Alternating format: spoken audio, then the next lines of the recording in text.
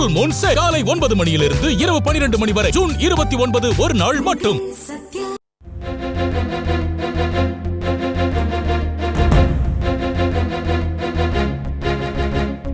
NEET நுழைவுத் தேர்வு அச்சத்தால் ஆயிரக்கணக்கான மாணவர்கள் தங்களது உயிரை மாய்த்துக் கொள்ளும் சூழலில் இந்த வருடம் மே 3ஆம் தேதி நடந்த நீட் தேர்வு வினாத்தால் கசிந்ததால் பல்வேறு சர்ச்சைகளுக்கு மத்தியில் ரத்து செய்யப்பட்டது.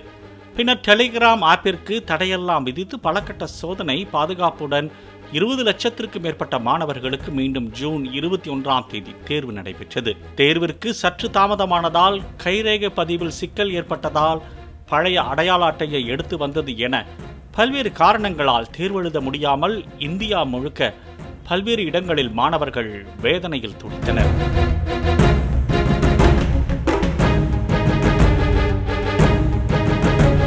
இப்படிப்பட்ட நிலையில் தேர்வு எழுத வேண்டிய மாணவர்களுக்கு பதிலாக 9 பேர் ஆள்மாறாட்டம் செய்துள்ள சம்பவம் நீட் தேர்வும் நீண்ட நெடிய குற்றங்களும் என புத்தகமே எழுதும் வகையில் அதிர்ச்சிக்குள்ளாக்கியுள்ளது.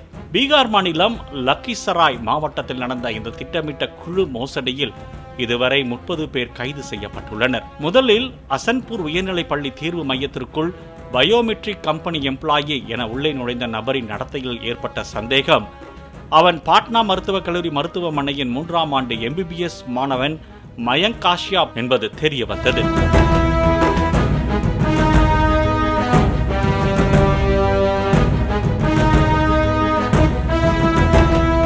தொடர் விசாரணையில் வெளியான தகவல்கள் ஒவ்வொன்றும் நீட் தேர்விற்கு தயாராகும் மாணவர்களையும் அவர்களது குடும்பத்தினரையும் பேரதிர்ச்சியில் ஆழ்த்தியுள்ளது என்றுதான் சொல்ல வேண்டும்.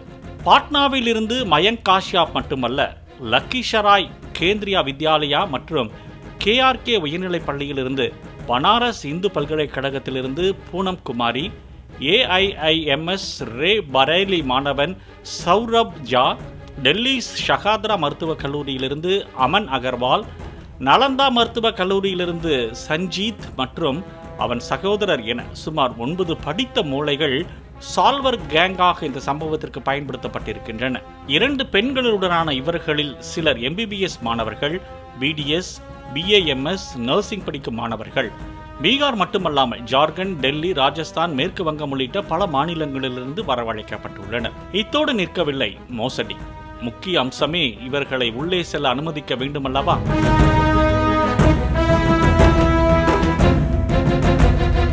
அதற்காக பயோமெட்ரிக் சரிபார்ப்பு முறையையே பந்தாடி பறக்க விட்டுள்ளனர். 15 ஆபரேட்டர்கள், 3 மேற்பார்வையாளர்கள் என 18 பேர் இந்த திட்டமிட்ட திருட்டு வேலையை அரங்கேற்ற விலை போகியிருக்கிறார்கள்.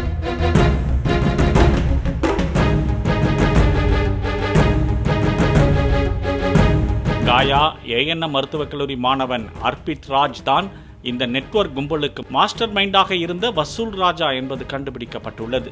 இவருக்கு இது முதல் முறை அல்ல. 2024 நீட் வினாத்தாள் கசிவு வழக்கிலும் CBI விசாரணையில் அர்பித் ராஜ் அக்யூஸ்டாக இடம்பெற்றிருக்கிறார். பீகாரில் நீட் தேர்வின் போது மாணவர்கள் கல்லூரி வளாகத்தை விட்டு வெளியில் செல்லக்கூடாது என உத்தரவிடப்பட்டிருந்த நிலையில் உடல்நிலை சரியில்லை என கூறி மயங்க் காஷ்யப் வெளியில் வந்து இந்த ஆள்மாறாட்டத்தில் ஈடுபட்டுள்ளார். இந்த கும்பல் முதலில் நீட் எழுதும் மாணவர்களிடமிருந்து பெரும் தொகையை வசூலித்து அவர்களுக்கு பதிலாக நன்கு படித்த அதிக மதிப்பெண் எடுக்கக்கூடிய மருத்துவ மாணவர்களை தேர்வு மையத்திற்குள் செல்ல வைப்பார்கள். அதற்காக போலி ஆதார் அட்டைகள் உள்ளிட்ட ஆவணங்களை எல்லாம் தயாரித்து நீட் தேர்வு மைய சோதனைகளை சுக்கு நூறாக்கியுள்ளனர்.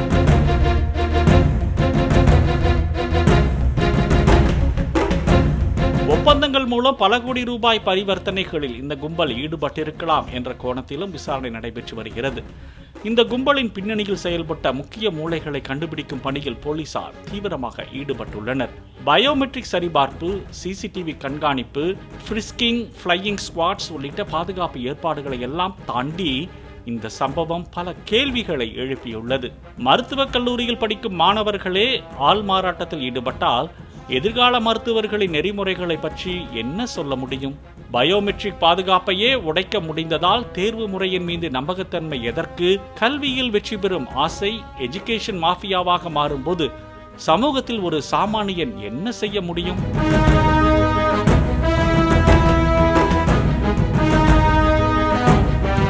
நீட் தேர்வை சுற்றியுள்ள சர்ச்சைகளுக்கு முடிவே இல்லையா? பேப்பர் லீக் குற்றச்சாட்டுகளை தொடர்ந்து நடத்தப்பட்ட மறு தேர்விலேயே ஆள்மாறாட்ட கும்பல் சிக்கி இருப்பது இந்தியாவின் போட்டித் தேர்வு அமைப்புக்கு மிகப்பெரிய எச்சரிக்கையாகவே பார்க்கப்படுகிறது. பீகாரில் பாரதிய ஜனதா கட்சியை சேர்ந்த முதலமைச்சர் சம்ராட் சௌத்ரி தலைமையிலான ஆட்சி நடைபெற்று வரும் நிலையில் இந்த கும்பலின் பின்னணியில் மேலும் யார் யார் இருக்கிறார்கள், எத்தனை மாணவர்கள் இப்படி பயனடைந்துள்ளனர் என்பதற்கு விசாரணையின் அடுத்த கட்டத்தில் பதில் கிடைக்கும் என எதிர்பார்க்கப்படுகிறது. காலை 9 மணியிலிருந்து இரவு 12 மணி வரை ஜூன் 29 ஒரு நாள் மட்டும். பிளே ஸ்டோர் மற்றும் ஆப் ஸ்டோரில் இருந்து பாலிமர் செயலியை QR கோடு மூலம் பதிவிறக்கம் செய்யுங்கள். செய்திகளை உடனுக்குடன் பெறுங்கள்.